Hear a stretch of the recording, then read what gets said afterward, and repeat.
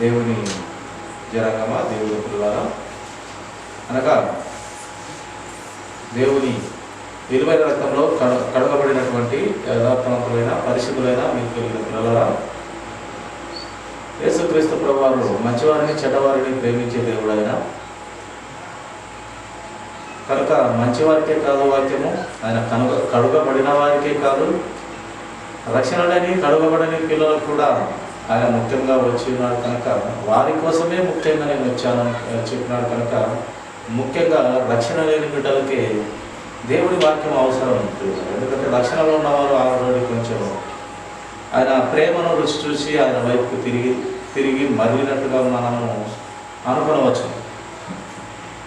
రక్షణ లేని పిల్లలకు రక్షణ చాలా ముఖ్యం కనుక అట్టి రక్షణకు కర్త అయిన దేవుడు ఆలోచన విధానం కొనిగా మనం ధ్యానించుకున్నామండి. చేరువచ్చినందుకు ప్రభునామంలో మొదలుకొని వందనాలండి. గ్రంథంలో నుండి యోబు గ్రంథము 10వ అధ్యాయము 12వ వచనం మరొకసారి మనం ఆ భక్తుడు ఏం గ్రహించినాడో మనం ధ్యానించుకున్నాం. జీవము అనుగ్రహించి నా ఎడల కృప చూపితివి, నీ సంరక్షణ చేత నా ఆత్మను కాపాడితివి. ప్రియ దేవుని పిల్లలారా, యోబు గారి జీవితం మనము వింటాము. ఆయన జీవితంలో దేవుని భయము కలిగినటువంటి వ్యక్తిగా మనము చూస్తాము. ఆయనకున్న సమస్త ఆస్తి, సమస్త పిల్లలు, ఆస్తి, పశువులు అన్నీ పోయినా కూడా ఆయన దేవుడిని వదిలిపెట్టనటువంటి గొప్ప భక్తుడుగా మనం చూస్తాం. ఆ భక్తుడే తెలియపరుస్తూ ఉన్నాడు. సమస్తమును అతని నుండి తీసివేయబడినా కూడా ఆ భక్తుడు రాయించినటువంటి మాట, జీవము అనుగ్రహించి నా ఎడల కృప చూపితివి. అతని నుండి సమస్తమును తీసివేసిన దేవుని పొగుడుతూ ఉన్నాడు. జీవము అనుగ్రహించి నా ఎడల కృప చూపితివి ప్రభువా, నీ సంరక్షణ చేత నీవు మమ్మల్ని అందరినీ కూడా సంరక్షిస్తావు. నన్నే కాదు, ప్రపంచ మొత్తంలో ఉన్నటువంటి ప్రతి బిడ్డను సంరక్షిస్తావు. ఆ సంరక్షణ చేత నా ఆత్మను కాపాడినటువంటి దేవుడవు నీవు. నా ఆత్మనే కాదు, ప్రతి ఒక్కరి ఆత్మను కాపాడేదానికి భూమి మీదకి అడుగు పెట్టినటువంటి కృప కలిగిన దయగలిగిన దేవుడవు నీవు మాత్రమే అని భక్తుడు మనకు ఇక్కడ తెలియపరుస్తూ ఉన్నాడు. ప్రియ, ఆయన నుండి సమస్తమును తీసివేసిన ఆయన నోటి మాట చేతనైనను పాపం చేయలేదని వ్రాయబడుతూ వచ్చింది. ఆయన యథార్థవంతుడు, నీతివంతుడని వ్రాయబడుతూ వచ్చింది. దేవుడే సాక్ష్యం ఇస్తూ వచ్చినాడు. అలాంటి నీతిమంతుడే పరిశుద్ధాత్మను పొందుకొని దివ్య గ్రంథంలో దేవుని ఆత్మ ద్వారా ప్రేరేపింపబడి చక్కని అమూల్యమైనటువంటి మాటలు, చాలా లోతైన మాటలు యోబు గారు రచించడం, రాయడం మనం చూస్తాం. కనుక ఈ కృప అనేది, అలాగే ఈ రక్షణ అనేది మనిషికి చాలా అవసరం. ఈ రక్షణ లేకపోతే మన బ్రతుకు చాలా అల్లకల్లోలమైన పరిస్థితి, నిత్య నరకాగ్నిలో అల్లాడిపోయే పరిస్థితి వస్తుంది. కనుకనే దేవుడు ఆ రక్షణనిచ్చేదానికే ఆయన కృపగా, కరుణగా, వాత్సల్యతగా మారి ఆ కృపనిచ్చేదానికి ఆయన ప్రాణం పెట్టడానికి భూమి మీదికి ఆయన వచ్చినట్టుగా మనం గ్రంథంలో చూస్తాం. ప్రియుల, అట్టి కృపను మనము ఏం చేయాలంటే చూడండి, దినవృత్తాంతములు, మొదటి దినవృత్తాంతములు చూస్తాము.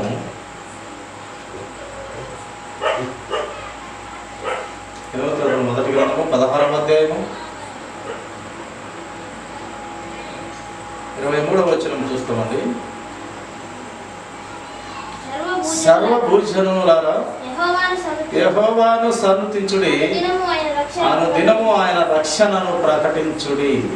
యేసుక్రీస్తు ప్రభువారు రాక కలిగనే ఇక్కడ భక్తుడు తెలియపరుస్తున్నాడు. పరిశుద్ధ ఆత్మదేవుని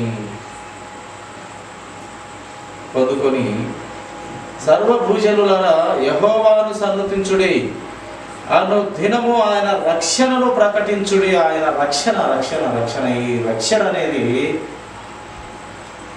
చాలా విలువైనది, గొప్పదైనది. ఈ రక్షణ అనే పదము చాలా గొప్పది. అది దేవుడి నుండి వచ్చినటువంటి రక్షణ. అది ఎవరు ఇచ్చిన ఆ రక్షణ మనకు అంతగా ఉపయోగపడదు, కానీ దేవుడి నుండి వచ్చే రక్షణ ప్రతి మానవుడు పొందుకోవాలి, ప్రతి ప్రాణి పొందుకోవాలి, మనుషులుగా ముఖ్యంగా మనము పొందుకోవాలి. ఎందుకంటే ఆ రక్షణని మనం అగ్నిపాలు కాకుండా కాపాడుతుంది. అది రక్షణ. అగ్నిపాలు కాకుండా మనం కాపాడేటువంటి రక్షణ అది క్రీస్తు ప్రభు వారి ద్వారా మనకు అందుతూ వచ్చింది. కనుక అలాంటి రక్షణ కలిగిన దేవుడిని మనము ప్రతి దినము, ప్రతి గడియ, ప్రతి సెకను మనం ప్రకటించే బిడ్డలముగా, ప్రకటించే పిల్లలముగా ఉండాలి అని దేవుని వాక్యం మనకు వివరిస్తూ తెలియపరుస్తూ వస్తుంది. అలాగే భక్తుడికి కీర్తన గ్రంథము చూడండి, 13వ అధ్యాయం 5వ వచనము. కీర్తనల గ్రంథము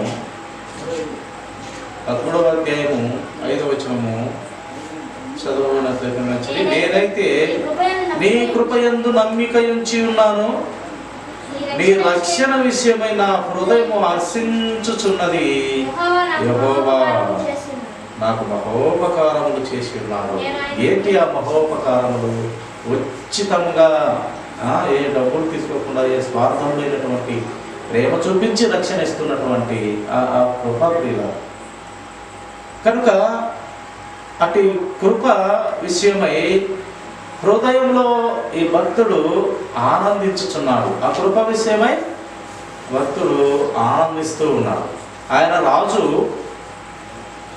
ఆయనకు ఆస్తిపాస్తులు అన్నీ ఎక్కువే అయినప్పటికీ, అన్నీ ఉన్నా, ఆ భార్యలు ఉన్నా, ఉపపత్నులు ఉన్నా, వజ్ర వైడూర్యాలు ఉన్నా, ఏ రకమైన సంతోషాలు ఉన్నా, ఆయన సంతోషము దేనిలో కనపడుతుందని పరిశుద్ధాత్మ దేవుడు వాయిస్తూ వచ్చినాడంటే కృప విషయంలో, నా కృప విషయమై, నీ రక్షణ విషయమై నా హృదయము హర్షించుచున్నది. యెహోవా నాకు మహోపకారములు అవి. నీ రక్షణ, నీ ప్రేమ, నీ కృప, నీ దయా దాక్షిణ్యములు నాకు మహోపకారములు. ఎంత ఉపకారములు అంటే మహా ఉపకారములు అంటూ భక్తుడు వ్రాయిస్తూ వస్తున్నాడు. అంటే ఆయన కృప అంత మనుషులకు అవసరం ప్రియుల. ఎందుకంటే ఏ ఒక్కరూ నిత్య నరకాగ్నికి వెళ్ళకూడదనేది ఆయన చిత్తం. ఈ మధ్యనే ఒక పెద్ద ఆయన మాట్లాడుతూ ఏమంటున్నాడంటే, నా నోరులో నుంచి అప్పుడప్పుడు ఏమొస్తాయి, చెడ్డ మాటలు వస్తాయి. నేను రక్షణ తీసుకోవాలంటే నాకు భయము, నేను బాప్తిసం తీసుకోవాలంటే నాకు భయము. నా నోరులో నుంచి తిట్టుమాటలు వచ్చాయి, లేదా పొరపాటు మాటలు వస్తాయి. రక్షణ తీసుకుంటే, బాప్తిసం తీసుకుంటే కరెక్ట్గా ఉండాలి కదా, కరెక్ట్గా లేకుండా అది తీసుకొని ప్రయోజనమేమి అని పెద్ద ఆయన చెప్పగా విన్నాను. నిజమే, నరులమైన మన బ్రతుకు ఎవరిదైనా, ఆయనే కాదు ఎవరైనా, మన బ్రతుకు ఎలాంటిదంటే దేవుడే చెప్పినాడు. ఏమని చెప్పినాడు? ఎంత నీతిగా బ్రతికినా నీ బ్రతుకంతా మురికి గుడ్డలే. బాల్యము నుండే నీ ఆలోచన అంతా తప్పుటి ఆలోచనే. ఆయన చాలా చెప్పినాడు, నేను దృష్టించి చూస్తే ఎవరన్నా నిలిచేది మీలో, ఎవరన్నా నీతిమంతుడు నేను కరెక్ట్గా చూసినట్లయితే ఎవరన్నా నా ముందు నిలవగలడా అని చెప్పిన దేవుడు గొప్పవాడు, నమ్మకస్తుడు, నమ్మదగిన దేవుడు. అంటే అలాంటి దరిద్రమైన బ్రతుకులు మానవ జీవితం. మట్టి వంటి, పురుగు వంటి నరుడు ఎప్పటికీ పవిత్రుడు కానేరుడని దేవుని మాట. పురుగు వంటి నరుడు ఎప్పటికీ పవిత్రుడు కానేరడు అని దేవుని వాక్యమే మనకు తెలియపరుస్తుంది. అయినప్పటికీ ఆయన కృప అనేది మనం పొందుకోవాలి, ఉచితంగా ఇస్తున్నాడు. సరేనా నా కుమారుడు, కుమార్తె, నీ నోరు సరిలేదు, సరే నువ్వే సరిలేదు, నీ ఆలోచనలో కపటమే, అయినప్పటికీ నా రక్షణ తీసుకో, ఒకటొకటిగా మార్చుకో, దిద్దుకో, బ్రతుకు మార్చుకో, దిద్దుకో, మారాలి, మనిషి మారాలి, మార్పు చెందాలి. ఒక సీతాకోక చిలుక మార్పు చెంది అంతకుముందు దాని జీవితం ఎలాంటిదంటే, ఆ గొంగలి పురుగు అది చూస్తేనే మనకు ఒళ్ళు కంపరం అయిపోతుంది. అది చూస్తేనే ఎదిరిచ్చేస్తాం. అలాంటిది అది తను తాను ఏం చేసుకుంటుంది, ఒక కొన్ని రోజులు తను తాను శిక్షించుకుంటుంది. అంటే ఒక గుడ్డులోకి వెళ్ళిపోయి తన చుట్టూ తాను ఒక కవచంలాగా ఇదైపోయి అది చుట్టబడి చనిపోయి మళ్ళీ తిరిగి ఇది ఒక అందమైన సీతాకోక చిలుకగా, గొంగలి కొడుకు సీతాకోక చిలుకగా మారు మనసు పొంది మార్పు కలిగేది ఒక అందమైన సీతాకోకగా ఎవరైతే ఎప్పుడైతే చీదరించుకున్నారో ఆ చీదరించుకున్న బ్రతుకులో నుండి మళ్ళీ నా మీద వాళ్తే ఎంత అందంగా ఉంటుందా అనే స్థితిలోకి వస్తుంది. అది మార్పు కావాలి మనిషికి అని దేవుని ప్రణాళిక, ఉద్దేశము అది. ప్రియుల మనమేమో చెడ్డవారమే, ఎవరు నీతిమంతులు లేడు, నిజంగా ఎవడు లేడు. విశ్వాసి కానీ ఎంత పెద్ద బోధ చేయని, ఎంత పెద్ద బాప్తిసాలేమని, ఎంత పెద్ద గొప్ప సేవకుడే కానీ నేను నీతిమంతుడని యేసుప్రభువులాగా ఎవరు చెప్పలేరు.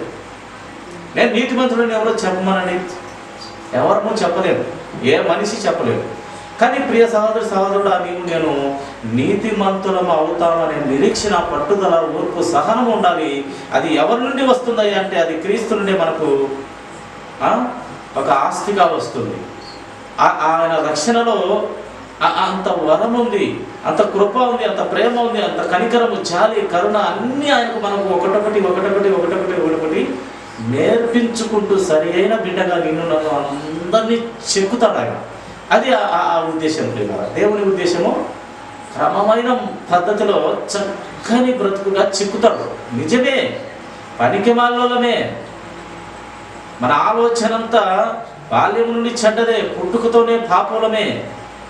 కానీ ప్రభువు రక్షణ, బాప్తీసం పొందుకొని మారు మనసు కలిగి ఆ రక్షణ పొందుకుంటే, ఆ బాప్తీసం పొందుకుంటే పరిశుద్ధాత్మ దేవుడే నీ హృదయంలోనికి వచ్చి నీ తప్పును నీకు తెలియపరిచి తప్పులు చేయకుండా నిన్ను కాపాడుతూ, గద్దిస్తూ, శిక్షిస్తూ, అవసరమైతే నేను ఒక మంచి శిల్పంగా చెప్తాడు దేవుడు. వాడు ఎంతమంది మన బిడ్డలను చంపినాడు ప్రభువా,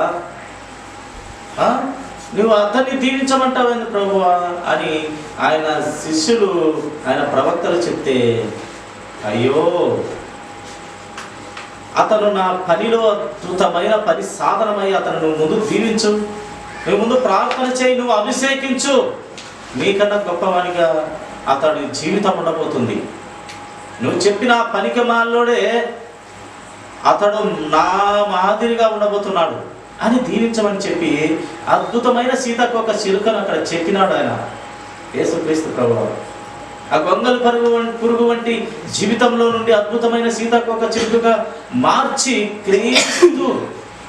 క్రీస్తు ప్రభువారే చెప్పినటువంటి మాట, కొన్ని బ్యాలెన్స్ పనులు ఉన్నాయి అనగా కొన్ని కొదువ పనులు, నా పనులు నేను చేయవలసిన కొన్ని కొదువ పనులు అపొస్తలుడైన పౌలు గారు చేయబోతున్నాడు, నువ్వు దీవించు, ఆశీర్వదించు అని చెప్పినప్పుడు అననీయ అనే ఆ ప్రవక్త, దేవుని ప్రవక్త, ఆయనను దీవించడము, అద్భుతమైన పని సాధనముగా వాడబడము పౌలు గారిలో మనం చూస్తాం. మన జీవితాలు చక్కబడాలంటే, దిద్దబడాలంటే గ్రంథములో ఎంతోమంది గొప్ప సాక్షి సమూహమే, అంటే చాలామంది జీవితాలను మారేదానికి గొప్ప సాక్షి సమూహం దేవుడు గ్రంథంలో, బైబిల్ గ్రంథంలో పెట్టి ఉన్నాడు. ఏ ఒక్క సాక్షిని బలంగా మన మనసును తట్టిన వారి జీవితాలు అద్భుతమైన ఒక సీతాకోక చిలుకలాగా అయిపోతాం. గొంగల పురుగు లాంటి మన జీవితాలను సీతాకోక, అందమైన సీతాకోక చిలుకలాగా మార్చగలిగిన దేవుడు ఒక యేసు క్రీస్తు ప్రభు వారే. ప్రియుల అటువంటి రక్షణ, అటువంటి ప్రేమామూర్తి మనకు తోడుగా ఉన్నాడు. ఆయనకు పేదలంటే చాలా ఇష్టం. ఆ పేదల కోసమే ఆయన భూమి మీద పుట్టినాడు. ప్రియుల దానికి అంటాడు కదా యేసుక్రీస్తు ప్రభువు ఏమంటాడు, ధనవంతుడు పరలోక రాజ్యములో చేరుట అసంభవము, దుర్లభము. ఒక సూది రంధ్రంలో ఒక ఒంటైన దూరి అవతలకి వెళ్తుంది, కానీ ఈ ధనవంతుడు పరలోక రాజ్యంలో చేరలేడు. ఈ ఒంటైన సూది బజ్యంలో, ఆ సూది రంధ్రంలో ఒంటైన ఆ చిన్న రంధ్రంలో వెళ్ళిపోతుందేమో, కానీ ధనవంతుడు మాత్రము నా రాజ్యంలో చేరలేడు అని దేవుని వాక్యం మనకు తెలియపరుస్తుంది. కనుక పేదల పట్ల ఆయన కృప కలిగిన దేవుడు. ఆయన ఎన్ని కష్ట నష్టాలు పడతావో, ఎన్ని ఇరుకులు ఇబ్బందులు బాధలు పడతావో అన్నీ చూస్తూ ఉంటాడు దేవుడు. ఒక్కటి కూడా ఆయన చూడకుండా అంటూ ఉండడం ఏముండదు. అన్నీ ప్రతిదీ మనం లేచేది, నిల్చునేది, వంగుట, మన మాట తీరు ప్రవర్తన ప్రతిదీ దేవునికి గమనిస్తూ ఉంటాడంట. మనకు ఈ మార్పు చాలా ముఖ్యం. మన బ్రతుకులేమో చిన్న బ్రతుకులే, పాపపు బ్రతుకులే, కానీ నీలో ఒక వజ్రంలాగా చూడాలనుకుంటున్నాడు దేవుడు. ఒక బొగ్గు లాంటిది కూడా ఒకనొక సమయము వజ్రము బొగ్గే. అది ఎన్నో కిలోమీటర్ల భూమి లోపల వేడికి తట్టుకొని బొగ్గు అయినది, లేక ఒక రాయి లాంటి బొగ్గు చాలా వేడికి తట్టుకొని వజ్రంగా మారుతుందంట. అలాగే పేదవారిలో కూడా ప్రతి కష్ట నష్టాలు అనుభవించి వారి మీద దేవుని కృప పెట్టి ఒకనొక సమయం నేను ఒక వజ్రంలాగా, ఒక బొగ్గైన మన జీవితంలో ఒక వజ్రంలాగా నన్ను అందరినీ దేవుడు చెక్కబోతున్నాడు. అంటే ఇంకా నేను పొరపాటులో ఉంటాను, ఇంకా నాకు బాప్తిసం ఎందుకు, నా నోట్లో పొరపాటు మాటలు వస్తాయి, నా ఆలోచన విధానం సరిగా ఉండదు, నా చూపు సరిగా ఉండదు, నా ప్రవర్తన సరిగా ఉండదని మనమే మోసం చేసుకుంటే దేవుని రక్షణ అనవసరంగా కోల్పోయిన వారిని అవుతాం. కనుక ప్రియ సహోదరుడా, నీ నా జీవితాల్లో దేవుని రక్షణ చాలా విలువైనది. అటు రక్షణ మనము పోగొట్టుకోకూడదు ప్రియుల. చూడండి, ఒక భక్తుని జీవితంలో మనము ఒక మాట చూస్తాము. లూకా సువార్త 2వ అధ్యాయము 32వ వచనం మాట చూస్తాం. చూడండి, లూకా సువార్త 2వ అధ్యాయము 32వ వచనం.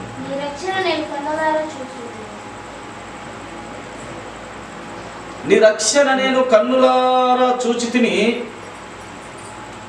ఓకే, చూడండి, ఇక్కడ ఒక భక్తుడు మనము చూస్తాము. సిమియోను అనే ఒక భక్తుడు యేసు క్రీస్తు ప్రభు వారి పుట్టుక చూచేంత వరకు ఆయనకు మరణం లేదని పరిశుద్ధాత్మ దేవుడే ఆయనకు తెలియపరచడం మనం వింటాం. ఆయన వరం ఏంటంటే, ఆయనకు యేసు క్రీస్తు ప్రభు వారు పుట్టుక నువ్వు చూస్తే కానీ నీకు మరణం లేదని దేవుని నుండి వాగ్దానం పొందుకున్నటువంటి వ్యక్తి ఈ సిమియోను అనే భక్తుడు. ఆయన ఎప్పుడు దేవుని సన్నిధానంలో, ఆయన ఆరాధనలో ఉంటాడు. ఎప్పుడు ఆయన దేవస్థానంలోనే ఆయన ఉంటాడు, దేవుని సన్నిధిలో ఉంటాడు. ఆయనకు ఇలాంటి పరిశుద్ధాత్మ దేవుని ద్వారా ప్రేరేపింపబడి ఆ దేవుడి పరిశుద్ధాత్మ ద్వారా ఆయనకు తెలియపరచడం జరుగుతుంది. నువ్వు క్రీస్తును కన్నులారా చూచేంత వరకు నీకు మరణం లేదు. యేసు క్రీస్తు ప్రభు వారు ఈ మందిరంలోనికి వస్తాడు, ఆయనను కన్నులారా నువ్వు చూస్తావు, అప్పుడుదా నీకు మరణము నీకు సంభవించును. అప్పుడు ఆయన పుట్టలేదు లేదా ఆయన నీ సన్నిధికి రాలేదంటే నీకు మరణం లేదని చెప్పినప్పుడు ఆ భక్తుడు కనిపెట్టుకొని నిరీక్షణ కలిగి ఆ రక్షకుని చూసేంత వరకు నాకు మరణం లేదంట. ఎవరు ఆ రక్షకుడు అని ఆయన ఎన్నిసార్లు కనిపెట్టుకొని ఉన్నాడో ఆ యొక్క దేవుని మందిరంలో. ఒకనొక సమయము యేసుకు మరియలు ఆ కుమారుణ్ణి, ఆ యేసు క్రీస్తు ప్రభు అయినటువంటి 8 దినాలకు ఆ మందిరముకు ఆయనను ప్రతిష్ఠించేందుకు పిలుచుకొని వచ్చినప్పుడు అప్పుడు చూసి ఎత్తుకొని ఆ దేవుణ్ణి పొగడడం, నాదా నిన్ను నేను నీ రక్షణ కన్నులారా చూస్తున్నానయ్యా, లోక రక్షకునివయ్యా నీవు అని సంతోషంతో, నేను మరణం అవుతానయ్యా, ఇంకా నాకు చాలయ్యా, నిన్ను చూచినాక నాకు మరణం వస్తుంది, నిన్ను చూడనంత వరకు నాకు మరణమే లేదని నీ పరిశుద్ధాత్మే నాకు వాగ్దానం ప్రభువా, ఇంకా నేను చూసిన మరణం అవుతా, ఇంకా నాకు సంతోషమని. అందుకే ఆయన నీ రక్షణను నేను కన్నులారా చూచి తిని, యేసు ప్రభువును కన్నులారా ఎత్తుకొని చూసి ఆ చిన్న బిడ్డను దీవిస్తూ దేవుణ్ణి గణపరిచినట్టుగా మనము గ్రంథంలో చూస్తాం. కనుక ఇలా రక్షణ చూడండి, ఆయనకు దేవుణ్ణి చూసే భాగ్యము వరంగా వచ్చింది. నువ్వు ఆయనను చూడకుంటే నువ్వు చావు అనే వరం ఆయనది. ఆయన వస్తాడు, చూశాడు, ఆయనను పొగుడతాడు, నీ రక్షణ కన్నులలో చూశాడు, ఇంకా నాకు మరణం వచ్చినా పర్వాలేదు ఆయన సంతోషంతో మరణం అయి ఉంటాడు. కనుక ప్రియ దేవుని సంగమా, దేవుని పిల్లలారా, ప్రతి ఒక్కరిని కూడా ఈ రక్షణ రక్షణ రక్షణ రక్షణ కోట్లు కోట్లు ఎన్ని కోట్లకు మనము విలువ కట్టిన ఈ దొరకనటువంటిది ఏంటంటే రక్షణ. రక్షణ, ఈ రక్షణ అనేది దేవుడు ప్రతి మనిషికి ఉచితంగా ఆయన ప్రేమ ద్వారా ఈ రక్షణను ఇస్తున్నాడు. ఆ రక్షణ పొందుకోవాలి. మనం చూస్తుంటాము పిల్లలకు ఉద్యోగాలని, పిల్లలు మంచి కాలేజీలని, ఇదేని అదేని ఇవన్నీ వేస్ట్ అయినప్పటికీ మనం కావాలని కోరుకుంటాం. అది మానవ సహజం, మానవ నైజం. కానీ రక్షణ చాలా ముఖ్యం. కనుక ప్రియ సహోదరి సహోదరుడా, రక్షణను మనము పోగొట్టుకోకూడదని దేవుని మాట మనకు తెలియపరుస్తూ ఉంది. ప్రియుల చూడండి, ఒక మాట చదువుకొని ముగించుకున్నాము. విలాప వాక్యములు 3వ అధ్యాయం 26వ వచనం. విలాప వాక్యములు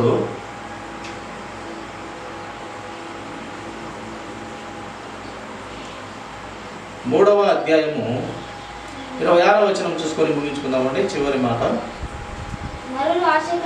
నరులు ఆశ కలిగి యెహోవా అనుగ్రహించు రక్షణ కొరకు ఓపికతో కనిపెట్టుట మంచిది.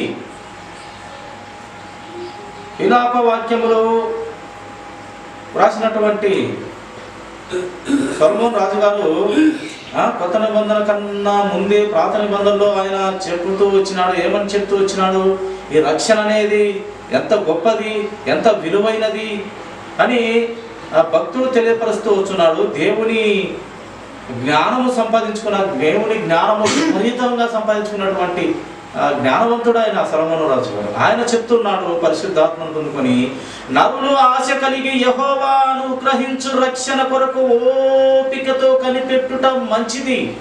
కానీ మనము ఈరోజు ఓపికతో ఏం కనిపెడుతుంటామంటే ధనము కానీ, ఆస్తులు కానీ, అంతస్తులు కానీ, ఉద్యోగాలు కానీ, పిల్లలని కానీ, ఈ లోక సంబంధమైంది మనము కనిపెడుతూ ఉంటాం. ఇది ప్రతి మనిషి మానవ నైజంగా ప్రతి ఒక్కరి ఆశగా ఉంటుంది. అయినప్పటికీ దైవ సంబంధమైన ఆ రక్షణ కొరకు ఓపికగా కనిపెట్టుకోవాలని మనకు పరిశుద్ధాత్మ దేవుడు సొలొమోను రాజు ద్వారా మనకు తెలియపరుస్తూ ఉన్నారు.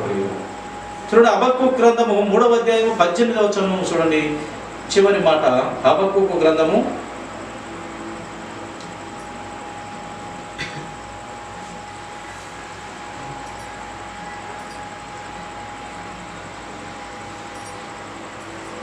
3వ అధ్యాయము 18వ వచనం చదువు.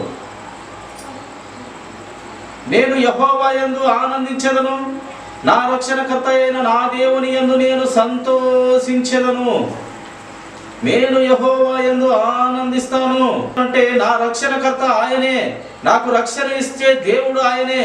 ఆ దేవుని యందు నేను సంతోషించెదను, ఆ రక్షణలో నేను సంతోషిస్తాను అని హబక్కూకు ప్రవక్త అయినటువంటి ఆయన తెలియపరుస్తున్నాడు. కనుక ప్రియ దేవుని సంగమా, రక్షణ అవసరము, మారు మనసు అవసరము. పాప క్షమాపణ నిమిత్తము మారు మనసు కలిగి పాప క్షమాపణ నిమిత్తము బాప్తీసం పొందుకొని పరిశుద్ధాత్మ వరము పొందుకుంటే నీ జీవితము ధన్యము. ఇంకా బ్రతికినందుకు చాలు. ఇంకా ఆటోమేటిక్గా మనము పరలోక రాజ్యంలో ఉంటాం. కానీ బ్రతుకు తర్వాత ఎలాగన్నా ఉంది. రక్షణ రక్షణ రక్షణ ఆ రక్షణ పట్టుకుంటే మనము తర్వాత పాపపు ఆలోచనలోని ఎలాగన్నా బ్రతకని ఆ రక్షణ మనము అగ్ని పాలు చేయకుండా కాపాడుతుంది. ప్రియులారా, అది ఆ రక్షణకున్న విలువ. కరెక్ట్గా బ్రతికితే మనకు మంచిది. ఇంకా బహుమానాలు, అద్భుతాలు, దేవదూతలకు బోధ చేస్తావు, జీవ వచ్చే ఫలాలు తింటావు, జీవ జల బుగ్గలు తాగుతావు. అక్కడ ఇంకా వజ్ర వైడూర్యాలతో కూడిన ఇంటిలో ఉంటావు, బంగారు వీధుల్లో ఉంటావు, దేవదూతలతో నువ్వు కూడా ఒక దేవదూతలాగా ఉంటావు. అక్కడ ఆడ మగ తేడా ఉండదు, అందరూ సమానులు. చాలా అద్భుతమైన లోకం అది. ఒక్క నోటి మాట ద్వారా మనము ఆ రక్షణ పొందుకుంటే ఎంత ధన్యత మనకు. ఇంకా చనిపోయిన మనము దాచపట్టబడి ప్రభు దగ్గర ఉన్నటువంటి వారు, ప్రభు దగ్గర ఉన్నటువంటి పిల్లలం అవుతాం ప్రియులారా. అది రక్షణకు ఉన్నటువంటి శక్తి మన యేసుక్రీస్తు ప్రభు వారి దగ్గరే మాత్రమే ఉంది. అందుకే ప్రతి ఒక్కరు కూడా రక్షణ లేని పిల్లలు ఎంత తొందరగా రక్షణ పొందుకుంటే మన జీవితాలు అంత ధన్యత. రక్షణ విషయంలో లేట్ చేయకూడదు. ఎందుకంటే రేపేం జరుగుతుందో మనకు తెలియదు. మన జీవితం ఉంటుందా పోతుందా, చనిపోతామా లేక కాలుగుతుందా చేయుతుందా, ఏం జరుగుతుందో మనకు తెలియదు. కనుక రక్షణ అనేది ముఖ్యం. రక్షణ తర్వాత ఇంకేమైనా జరగని, ఏమైనా కానీ ఏదైనా కానీ దేవుని రక్షణలో ఉంటే అదే ధన్యత, అదే దీవెన, అదే ఆశీర్వాదం. కనుక ఈ కొద్ది మాటలు దేవుడు దీవించునుగాక. అటు స్థితిలోకి దేవుడు ఆత్మీయంగా ప్రతి మనిషిని బలపరచునుగాక. కొద్ది మాటలు దేవుడు దీవించి ఆశీర్వదించునుగాక. చిన్న ప్రార్థన అండి. మహాపరిశుద్ధుడైన తండ్రి, స్తోత్రం.